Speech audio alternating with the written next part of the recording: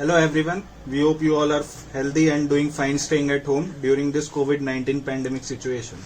In our day-to-day life, we come across many things and substances that might have been touched by many people and can be a source of infection. One such source of infection can be your doorbells, which are used by many people every day, be it the delivery boys, your maid, local sabji wala, your press wala, and many more. So we have developed a contactless switch which makes use of sensors, so you can use the doorbell without touching the actual switch. Be attached in your existing doorbells, so you don't have to buy a new one. The bonus part is that this device is very much pocket friendly and comes under just 300 rupees. So let's see how it works.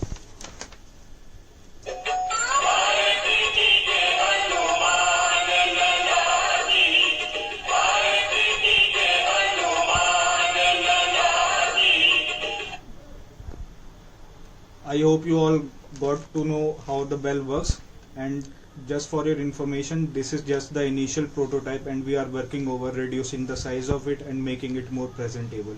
If you like this, please do share it with your family, friends and loved ones. Stay safe, stay home. Thank you.